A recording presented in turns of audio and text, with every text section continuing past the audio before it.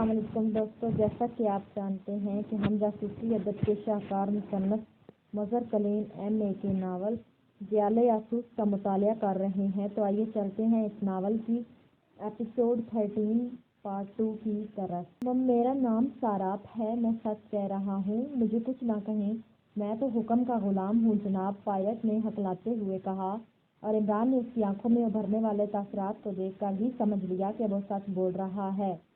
Okay حکم کے غلام صاحب، اب ہم تمہیں حکم کا بادشاہ بنا دیتے ہیں، تم بھی کیا یاد کرو گے، تم نے ہی ہمارے ایک ساتھی کو ہلاک کیا تھا نا؟ عمران نے بڑے زہریلے انداز میں مسکراتے ہوئے کہا، اور دوسرے لمحے اس نے ہاتھ میں پکڑی ہوئی گن کا بٹن دبا دیا اور بندھا ہوا بٹن پائلٹ چیخ مار کر تشتری کے فرش پر گرا اور بری طرح تڑپنے لگا۔ میں اپنے ایک ساتھی کے انتقام میں تم جیسے ہزاروں آدمیوں کا گلا گھونٹ سکتا ہوں، سمجھے؟ عمران نے بڑے ظالمانہ اور سفاکانہ لہجے میں کہا، اور پھر اس نے مارشل کی طرف دیکھا جس کا چہرہ لمحہ بلمحہ سفید ہوتا چلا جا رہا تھا۔ کیا تم مجھے بھی مار دو گے؟ مجھے یعنی مارشل زاتورے کو؟ KGB کے چیف کو؟ مارشل زاتورے نے یوں منہ پھاڑتے ہوئے کہا جیسے مارشل زاتورے کی ہلاکت اس کے خیال کے مطابق ناممکن ہو۔ نہیں مارشل صاحب، ایسا نہیں ہو سکتا، عمران نے سنجیدہ لہجے میں جواب دیتے ہوئے کہا، اور مارشل کے چہرے پر یکدم سرخی دوڑنے لگی جیسے اس کے سر پر منڈلاتی ہوئی موت یکدم ٹل گئی ہو۔ تمہیں میں تمہاری حیثیت کے مطابق ماروں گا، تمہاری یعنی شان موت، عمران نے بڑے سرد لہجے میں کہا، اور مارشل کا چہرہ یکدم پتھر کی طرح بے جان ہو گیا، یوں لگتا تھا جیسے اس کی آنکھیں بے نور ہو گئی ہوں۔ کیا اس فیصلے میں کوئی ترمیم نہیں ہو سکتی؟ اچانک مارشل کے لب ہلے اور اس میں سے سپاٹ سی گونجتی ہوئی آواز نکلی، ہو سکتی ہے بشرطیکہ کہ تم تعاون کے لیے تیار ہو جاؤ، عمران نے سنجیدہ لہجے میں کہا۔ تم کیا تعاون چاہتے ہو؟ کھل کر بات کرو۔ مارشل کا چہرہ اب معمول پر آنے لگ گیا تھا۔ دیکھو مارشل، میں نے تم سے ایک بار پہلے بھی وعدہ کیا تھا کہ میں تمہیں ہیلی کاپٹر سے اتار دوں گا، اور میں نے اپنا وعدہ پورا کیا تھا، اس لیے اب بھی وعدہ کرتا ہوں کہ اگر تم مجھ سے تعاون کرو تو میں اپنے ہاتھ تمہارے خون سے نہیں رنگوں گا، عمران نے کہا۔ یہ کیا بات ہوئی؟ تم اپنے کسی ساتھی کو اشارہ کر دو گے اور وہ میری جان لے لے گا؟ مارشل نے خوفزدہ لہجے میں ادھر ادھر دیکھتے ہوئے کہا۔ نہیں، نہ ہی میں اور نہ ہی میرے ساتھی تمہارے خون سے ہاتھ رنگیں گے، باقی اللہ تعالیٰ کی طرف سے دی جانے والی موت کو ہم نہیں روک سکتے، عمران نے سنجیدہ لہجے میں کہا۔ ٹھیک ہے، بولو تم کیا پوچھنا چاہتے ہو؟ مارشل نے مطمئن لہجے میں کہا۔ سنو، مجھے جزیرہ ساریما کے حفاظتی نظام کے متعلق تفصیل سے بتاؤ۔ مکمل تفصیل سے؟ عمران نے پوچھا۔ مجھے یقین تھا کہ تم یہی پوچھو گے۔ جزیرہ ساریما کے گرد زبردست سائنسی حفاظتی حصار قائم ہے جو سمندر کے اندر تہہ سے لے کر آسمان کی بلندیوں تک پہنچتا ہے۔ تم جزیرے سے ابھی 20 میل دور ہوگے کہ جزیرے پر موجود کنٹرولنگ سیکشن تمہارے جسم کا ایک ایک بال چیک کر لیں گے، اس لیے وہاں تمہارا داخلہ ناممکن ہے، مارشل نے جواب دیا۔ تفصیل بتاؤ۔ مجھے تفصیل چاہیے، عمران نے سنجیدہ لہجے میں کہا۔ دیکھو عمران، میں KGB کا چیف ہوں، کوئی سائنسدان نہیں کہ تمہیں سائنسی آلات کی تفصیل بتا سکوں۔ روسیہ کے ذہین ترین سائنسدانوں نے اپنی زندگی کا نچوڑ جزیرہ ساریما کی حفاظت پر لگا دیا ہے، اس لیے وہی اس معاملے کو زیادہ جانتے ہوں گے۔ میں تو اتنا جانتا ہوں کہ جزیرے کے گرد میگنیٹ اسٹیل کی ایک اونچی دیوار تعمیر کی گئی ہے، اس دیوار میں ایسے جدید ترین حفاظتی نظام سیٹ کیے گئے ہیں کہ جزیرے سے 20 میل کے فاصلے تک چاروں طرف سمندر کی تہہ سے آسمان تک ہر چیز کو نہ صرف چیک کیا جا سکتا ہے بلکہ اسے کنٹرول بھی کیا جا سکتا ہے۔ آمد و رفت کا واحد ذریعہ جمہوریہ پارنوں سے مخصوص بحری جہاز ہیں، ان جہازوں کو باقاعدہ سائنسی آلات سے چیک کیا جاتا ہے، اور یہ جہاز بھی جزیرے سے 4 میل کے فاصلے پر رک جاتے اور پھر جزیرہ ساریما سے مخصوص کشتی وہاں بھیجی جاتی ہیں جو ضروری سامان اور آنے جانے والوں کو لے آتی اور لے جاتی ہیں۔ جزیرے کے گرد 4 میل کے فاصلے تک انتہائی طاقتور شعاعیں پھیلائی گئی ہیں، ان شعاعوں کے سرکل میں کوئی چیز سوائے پانی کے داخل نہیں ہو سکتی، حتیٰ کہ پانی کا کیڑا تک اندر داخل نہیں ہو سکتا۔ صرف وہی مخصوص کشتیاں ہی اس میں داخل ہو سکتی ہیں۔ اس طرح یہ جزیرہ ہر لحاظ سے ناقابل تسخیر ہے۔ مارشل زاتورے نے بڑے فخر سے کہا۔ بہت خوب، اچھا انتظام ہے۔ وہاں کا انچارج کون ہے؟ عمران نے بڑے تعریف بھرے انداز میں سر ہلاتے ہوئے کہا۔ ایونوف وہاں کا انچارج ہے، KGB کا سب سے چالاک اور ذہین آدمی، مارشل نے جواب دیا۔ تم بھی اکثر وہاں جاتے رہتے ہوگے؟ عمران نے یوں پوچھا جیسے یہ کوئی عام بات ہی نہ ہو۔ ہاں، میں وہاں کا انچارج ہوں، میں تو جاتا رہتا ہوں، مارشل نے جواب دیا۔ تو اب تم ہمیں وہاں لے کر جاؤ گے؟ ایونوف کو تم خود ہی سنبھالو گے؟ میں لے جاؤں گا، تمہیں خود لے جاؤں گا تاکہ تم جا کر اس عظیم کارخانے کو تباہ کر دو۔ نہیں، ایسا نہیں ہو سکتا، مارشل غدار نہیں ہو سکتا، مارشل نے بڑے بااعتماد لہجے میں کہا۔ تو تمہارا کیا خیال ہے کہ تم سے تفصیل پوچھنے کے بعد میں اب واپس چلا جاؤں گا؟ عمران واپس جانے والوں میں سے نہیں مارشل، اس بات کو بھول جاؤ، عمران نے بڑے سنجیدہ لہجے میں کہا۔ ٹھیک ہے، جو تمہاری مرضی آئے کرو، لیکن وعدے کے مطابق مجھے چھوڑ دو، مارشل نے کہا۔ بالکل، میں اپنے وعدے پر قائم ہوں، لیکن اگر تم اس خیال میں ہو کہ میں تمہیں چھوڑ دوں گا تاکہ تم جا کر ہمارے خلاف مزید کوئی حربے اختیار کرو تو یہ تمہاری بھول ہے، عمران نے کرسی سے اٹھتے ہوئے کہا۔ مگر تم نے تو وعدہ کیا تھا، مارشل نے ایک بار پھر بجھے ہوئے لہجے میں کہا۔ میں اپنے وعدے پر قائم تھا اور اب بھی قائم ہوں، میں اور میرے ساتھی تمہیں اپنے ہاتھ سے نہیں ماریں گے، البتہ طبی موت تو ہم نہیں روک سکتے، عمران نے مسکراتے ہوئے کہا، اور پھر وہ اپنے ساتھیوں سے مخاطب ہوا۔ تنویر، ان دونوں لاشوں کو اٹھا کر باہر پھینک دو اور بعد میں مارشل کے بازوؤں میں رسی ڈال کر اسے باہر پھینک دو اور رسی کو اس بحری تشتری کے بیرونی ہک کے ساتھ باندھ دو۔ اب مارشل کی ہمت ہے کہ یہ پانی کے اوپر رہ کر زندہ رہتا ہے یا پانی میں ڈوب کر مر جاتا ہے، عمران نے کہا۔ نہیں، اس طرح میں ڈوب جاؤں گا، یہ تو وعدہ خلافی ہے، مارشل نے بری طرح چیختے ہوئے کہا۔ سنو مارشل، میں نے تمہارے لیے کوئی ادارہ انسداد بے رحمی نہیں کھولا ہوا، تم جیسے درندوں کو زندہ چھوڑنا خلاف فطرت ہے، لیکن چونکہ میں نے وعدہ کیا ہے کہ میں اور میرے ساتھی تمہارے خون سے ہاتھ نہیں رنگیں گے، اس لیے میں ایسا نہیں کر رہا، ورنہ یاد کرو جب تم نے راکٹ بم پانی میں برسائے تھے اس وقت تمہیں ہم پر رحم آیا تھا، اور پھر یہ موت تمہارے شایان شان ہوگی، تم ڈوبو گے پھر زندہ ہو جاؤ گے، پھر ڈوبو گے پھر زندہ ہو جاؤ گے، اور ہو سکتا ہے کہ تم اگر عقل استعمال کرو اور ہمت کرو تو بچ بھی جاؤ، عمران نے انتہائی سرد لہجے میں کہا، اور پھر ہاتھ بڑھا کر سوئچ پینل کا ایک بٹن دبایا اور بحری تشتری کا پرندہ کھلتا چلا گیا۔ تنویر نے قاتین اور کیپٹن پائلٹ کی لاشوں کو اٹھا کر پانی میں پھینک دیا اور پھر وہ مارشل کی طرف بڑھا۔ تنویر نے اس کے دونوں بازوؤں کی گرد رسی کس کے باندھی اور پھر اس کے جسم پر باقی رسیاں بھی کھول دی۔ صرف ہاتھ بندھے رہنے دیں، پھر اس نے رسی کا ایک سرا تشتری کے باہر لگے ہوئے ایک ہک سے باندھا اور تڑپتے اور چیختے ہوئے مارشل کو اٹھا کر اس نے پانی میں پھینک دیا۔ عمران نے پھرتی سے پرندہ بند کیا، دوسرے لمحے اس نے تشتری کو آگے بڑھا دیا، تشتری ایک لمحے سے سپیڈ کھاتی ہوئی اس جگہ ایک بڑے دائرے میں گھوم گئی، اس سے بندھا ہوا مارشل کبھی پانی کے اندر چلا جاتا اور کبھی پانی سے باہر آ جاتا۔ حقیقت میں مارشل سخت ترین تکلیف میں تھا، نہ ہی وہ ڈوب کر مر رہا تھا اور نہ ہی زندگی کی کوئی امید باقی رہ گئی تھی، وہ لمحہ بلمحہ زندہ ہو رہا تھا اور مر بھی رہا تھا۔ پھر اچانک تشتری کو ایک زوردار جھٹکا لگا اور دوسرے لمحے رسی مارشل سمیت غائب ہو گئی اور اس کے ساتھ تشتری آگے بڑھتی چلی گئی اور مارشل کا جسم پانی کے تپیڑوں میں گم ہوتا چلا گیا۔ خس کم جہاں پاک، عمران نے مسکراتے ہوئے کہا، اور دوسرے لمحے اس نے تشتری کا رخ موڑا، پھر اسے پوری سپیڈ سے اڑاتا ہوا وہ ناروا کی طرف بڑھتا چلا گیا۔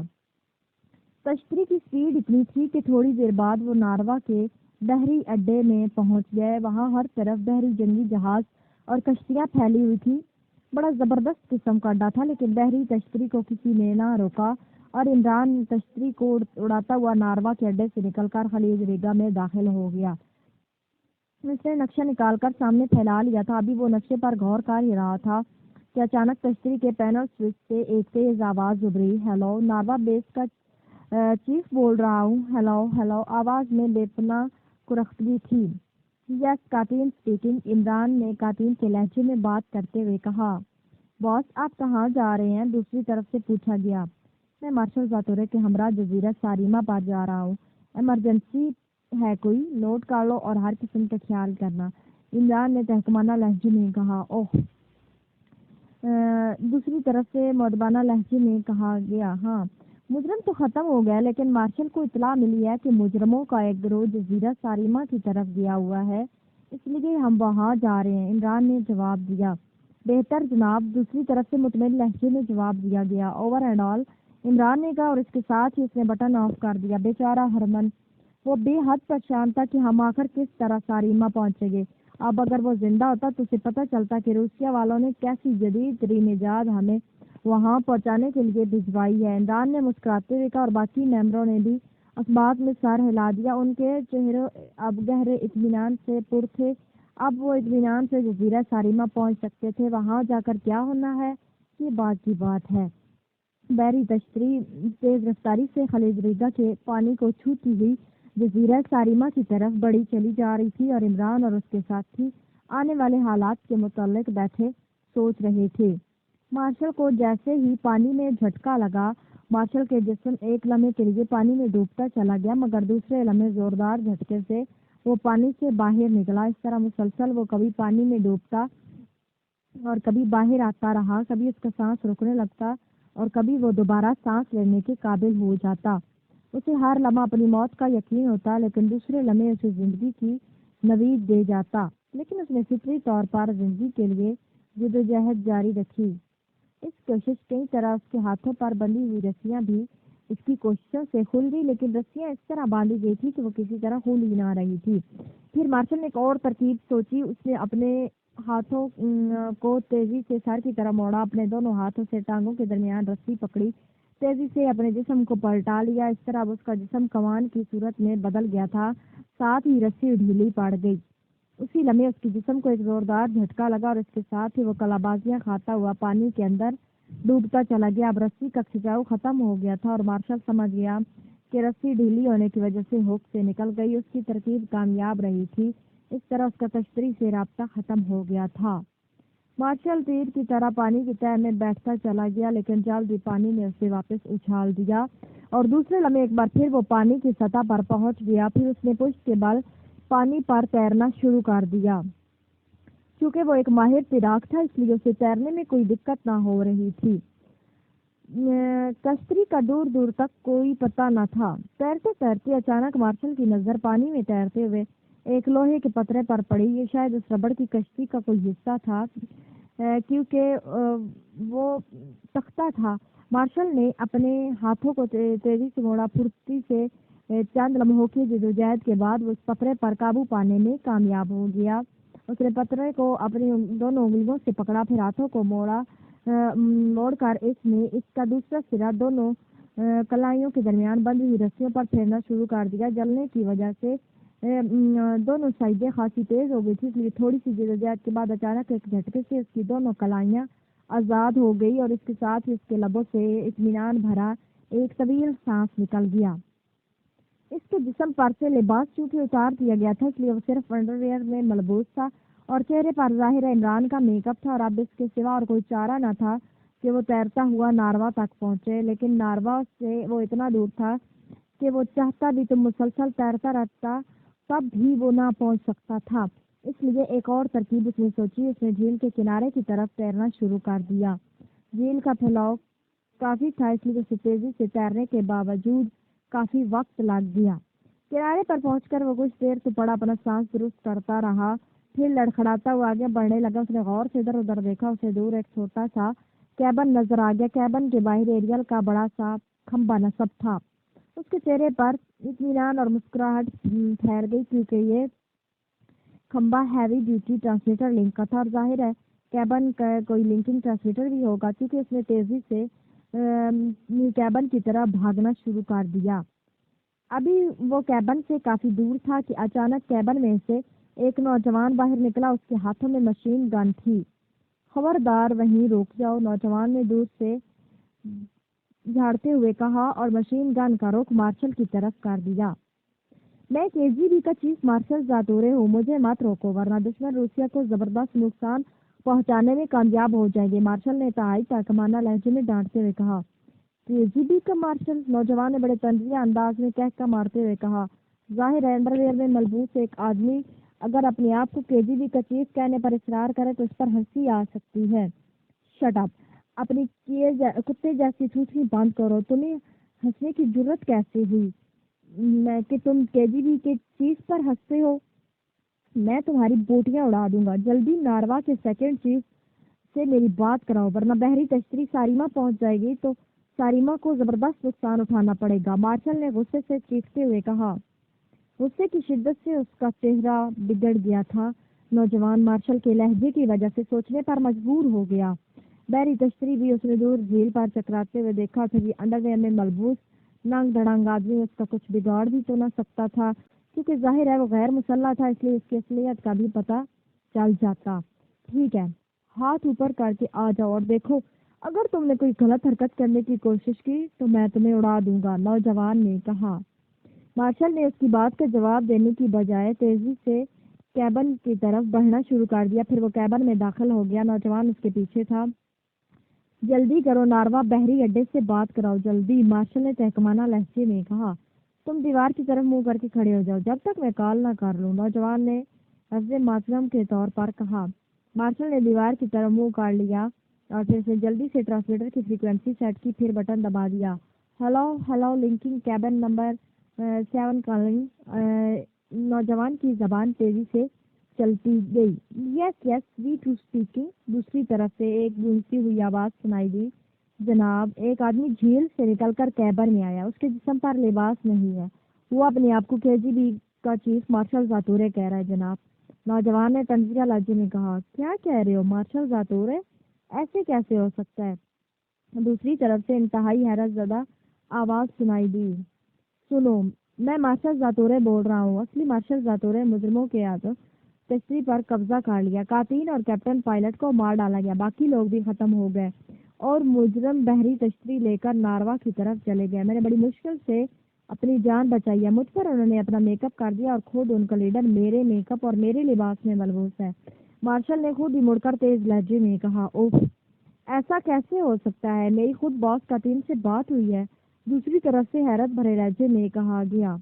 وہ سب کچھ غلط ہے اور جیلی ہے، وہ مجرم تھے، شیطان سفت مجرم۔ سنو، میں تمہیں ایک نشانی دیتا ہوں، میں ناروا کے اڈے پر اپنا ٹویل سیٹ پر پہنچتا ہوں اور تم اوپر KGB کے مخصوص نشان کے ساتھ چیف کا مخصوص نشان سینگ مارتے ہوئے پہاڑی بکرے کا نشان بنا ہوا تھا، وہ جہاز اب بھی تمہارے اڈے پر موجود ہوگا، مارشل نے چیختے ہوئے کہا۔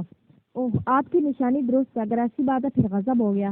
بحری تشتری تو خلیج ریگا میں داخل ہو چکی ہے اور اس کا رخ جزیرہ ساریما کی طرف ہے، وہ تو وہاں پہنچنے والی ہوگی، دوسری طرف سے کہا گیا۔ تم جلدی سے میرے لیے کوئی تیز رفتار لانچ بھیجو تاکہ میں اڈے پر پہنچ کر جزیرے کے انچارج کو ہدایات دے سکوں، مارشل نے چیختے ہوئے کہا۔ ٹھیک ہے جناب، میں ابھی کہہ دیتا ہوں، دوسری طرف سے کہا گیا اور مارشل خاموش ہو گیا۔ نوجوان نے ٹرانسمیٹر آف کر دیا۔ میں معافی چاہتا ہوں جناب، مجھے معلوم نہیں تھا، نوجوان نے اس بار خوفزدہ مگر مؤدبانہ لہجے میں کہا۔ شٹ اپ، خواہ مخواہ کی باتوں سے وقت مت ضائع کرو، مارشل نے اسی طرح بگڑے ہوئے لہجے میں کہا اور پھر وہ کیبن سے نکل کر تیزی سے جھیل کے کنارے کی طرف بڑھنے لگا۔ نوجوان بھی مؤدبانہ طور پر اس کے پیچھے چل رہا تھا۔ تھوڑی دیر بعد جھیل کے کنارے پر وہ پہنچ گیا اور اسی لمحے انہیں دور سے ایک موٹر لانچ انتہائی تیز رفتاری سے پانی کی سطح پر دوڑتی ہوئی اپنی طرف بڑھتی دکھائی دی۔ 10 منٹ بعد لانچ کنارے پر پہنچ گئی اور مارشل اچھل کر لانچ میں سوار ہو گیا۔ جلدی چلو، انتہائی تیز رفتاری سے جس قدر جلد چل سکو چلو، مارشل نے لانچ کے کیپٹن سے مخاطب ہو کر تحکمانہ لہجے میں کہا اور اس نے سر ہلاتے ہوئے لانچ کو واپس موڑا اور پھر انتہائی تیز رفتاری سے دوڑاتا ہوا ناروا کے بحری اڈے کی طرف بڑھتا چلا گیا۔ تھوڑی دیر بعد لانچ ایک جگہ پہنچی تو وہاں قاتل کا اسسٹنٹ تاحق بذات خود موجود تھا۔ وہ مارشل کو دیکھتے ہی اپنے خاص کمرے سے باہر آیا اور پھر اس نے مارشل کو نیا لباس پہننے کے لیے دیا۔ لباس پہننے سے پہلے مارشل نے کیمیکل کی مدد سے اپنا میک اپ صاف کیا اور پھر لباس پہن کر وہ اپنے اصل روپ میں آ گیا۔ جزیرہ ساریما کی انچارج ایون اس سے رابطہ پیدا کرو، ایمرجنسی، جلدی، مارشل نے تاحق سے مخاطب ہو کر کہا۔ آئیے آپریشن روم میں چلتے ہیں، تاحق نے مؤدبانہ لہجے میں کہا اور پھر وہ اسے لیے ہوئے مختلف راہداریوں سے گزرتا ہوا بڑے سے کمرے میں پہنچ گیا جہاں بڑے بڑے ٹرانسمیٹر موجود تھے۔ ताहुक के कहने पर ऑपरेटर से जजीरा सारिमा की फ्रीक्वेंसी सेट की गई। चंद लम्हे बाद जब इवानोव की आवाज़ ट्रांसमीटर पर गूंजी तो मार्शल के चेहरे पर रौनक सी आ गई।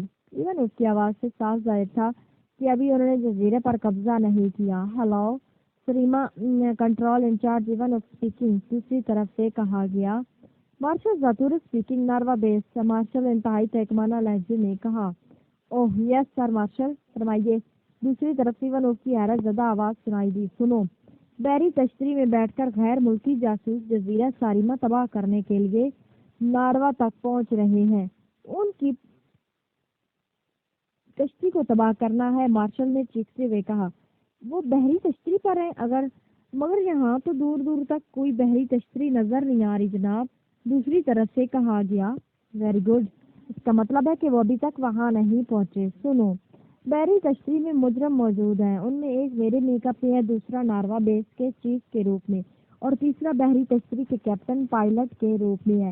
इसलिए तुम होशियार रहना और अगर हो सके तो उन्हें अपनी नज़र में रखना, मगर ये याद रखना वो इंतहाई होशियार, ज़हीन और शैतान से हैं, इसलिए हर तरह से होशियार रहना। मार्शल ने हिदायत देते हुए कहा। बेहतर जनाब, अब वो मुझसे बचकर नहीं जा सकते, आप बेफिक्र रहें। इवानोव ने जवाब देते हुए कहा। मैं कैसे बेफिक्र रह सकता हूँ? ये लोग तुम्हारी तवक्कुओं से ज्यादा होशियार और खतरनाक हैं। मैं खुद टू सेटर जहाज पर पहुंच रहा हूँ। सुनो, हमारे तुम्हारे दरमियान कोड बहरी तश्तरी होगा, मार्शल ने कहा और साथ ही कोड भी तजवीज़ कर दिया। ठीक है जनाब, दूसरी तरफ से जवाब दिया गया। ये मेरा ज़ाती जहाज है, इस केजीबी के साथ साथ इसका मोनोग्राम भी मौजूद है। मैं इसे जहाज पर आऊँगा, कैप्टन ने कहा। ठीक है जनाब, मैं आपका इंतज़ार करूँगा, दूसरी तरफ से पुरएतमाद लहजे में कहा गया। ओवर हेड ऑल, मार्शल ने कहा और इसके साथ ही उसने ट्रांसमीटर ऑफ कर दिया। जल्दी करो, मुझे जहाज तक ले चलो, जल्दी करो, एक बहुत आम मसला है। मार्शल ने ताहुक से कहा। वो सर हिलाता हुआ जहाज की तरफ चल पड़ा। फिर हमारा से निकलकर वो थोड़ी देर बाद मखसूस एयरपोर्ट पर पहुंच गए, जहां मार्शल का जहाज एक छोटे हैंगर में मौजूद था। ताहुक ने जहाज को चेक करने और उसमें पेट्रोल भरने के अहकामात जारी कर दिए और खुद वो टर्मिनल के एक मखसूस कमरे में मार्शल के साथ बैठ गया। मार्शल बहुत बेचैनी के आलम में कमरे में टहल रहा था।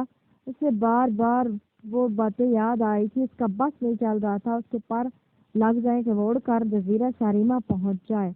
मार्शल, क्या मैं आपके साथ चलूं? अचानक मार्शल से मुखातिब होकर कहा गया। नहीं, उसकी जरूरत नहीं है ताहुक, मार्शल जातूरे ने बिगड़े हुए लहजे में कहा। ताहुक खामोश हो गया। थोड़ी देर बाद एक नौजवान तेज तेज कदम उठाता हुआ कमरे में आया। जहाज प्रवास के लिए तैयार है जनाब, इस नौजवान ने मदवाना लहजे में कहा। ओके, आओ चलें, मार्शल ने इत्मीनान भरे लहजे में कहा। फिर वो दोनों कमरे से निकलकर इस नौजवान के पीछे चलते हुए इस मखसूस हिस्से की तरफ बढ़ने लगे जिधर वो जहाज मौजूद था। जहाज के करीब पहुंचकर मार्शल जहाज में सवार हो गया। उसने जहाज के इंजन की कारकर्दगी चेक की, फिर उसने जहाज को रनवे पर दौड़ा दिया। थोड़ी देर बाद उसे हल्के फुल्के तेज रफ्तार जहाज के पहियोल ने जमीन छोड़ दी और फिजा को चीरता हुआ आगे बढ़ता चला गया। मार्शल ने जहाज का रुख जजीरा सारिमा की तरफ कर दिया और जहाज को इंतहाई बुर्क रफ्तारी से उड़ाता चला गया। इमरान कैप्टन पायलट की सीट पर बैठा बड़े मुतमईन अंदाज में बहरी तश्तरी को खलीज रीगा के पानियों पर उड़ाए लिए जा रहा था। उसने बहरी तश्तरी की तमाम मशीनरी को अच्छी तरह समझ लिया था, इसलिए अब उसे कंट्रोल करने में कोई मुश्किल पेश न आ रही थी। उसका ज़हन अब आगे के प्रोग्राम को सोच रहा था। मार्शल ने जजीरा सारिमा के हिफाजती निज़ाम के मुतल्लिक जो कुछ बताया था, उससे साफ जाहिर था कि यह जजीरा वाकई उनके लिए लोहे का चना साबित होगा। लेकिन बहरहाल अब उसके मुताल्लिक कुछ न कुछ सोचना तो ज़रूर था। अब उनके पास असला मौजूद न था जिससे वो इस जजीरे में दाखिल हो सकते, इसमें मौजूद इतने कारखाने को उड़ा सकते। अब जो कुछ भी करना था मैं जहानत के बलबूते पर ही करना था। उन्हें जजीरे में दाखिल होने के मुताल्लिक तो कोई फिक्र न थी, क्योंकि मार्शल के रूप में वो आसानी से जजीरे पर पहुंच सकते थे। लेकिन उसके बाद क्या करना है, उसके मुताल्लिक तो कोई कामयाब और काबिल अमल तरकीब समझ में न आ रही थी। इमरान बैठा यही सोच रहा था कि अचानक कुश्ती को झटके लगने लग गए और इमरान ने चौंक कर सामने लगे हुए डायलों को देखा और दूसरे लम्हे उसके चेहरे पर हल्की सी پریشانی کے آثار نمودار ہوئے۔ بحری تشتری کی سپیڈ زمین پر آنے والے ڈائل کی سوئی کی تیزی سے نچلے ہندسوں کی طرف گرتی چلی جا رہی تھی۔ عمران نے مختلف بٹن دبائے لیکن تشتری کی رفتار میں تیزی سے اور مسلسل کمی آتی چلی جا رہی تھی۔ اب تشتری کو زیادہ زور کے جھٹکے لگنے شروع ہو گئے۔ کیا ہو رہا ہے عمران صاحب؟ کیپٹن شکیل نے چونک کر عمران سے مخاطب ہو کر کہا۔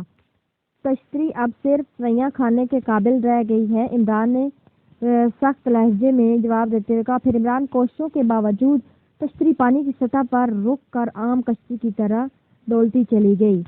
اسی لمحے ایک چھوٹا سا سرخ بلب سوئچ پینل پر جلنے بجھنے لگا اور عمران نے دیکھ کر اس بلب کے نیچے لکھے ہوئے الفاظ پڑھے اور دوسرے لمحے اس کے منہ سے ایک طویل سانس نکل گیا۔ اس نے پھرتی سے تشتری کے انجن کے بٹن آف کر دیے اور تشتری کی مشینری سے نکلنے والی ہلکی سی گونج ختم ہو گئی۔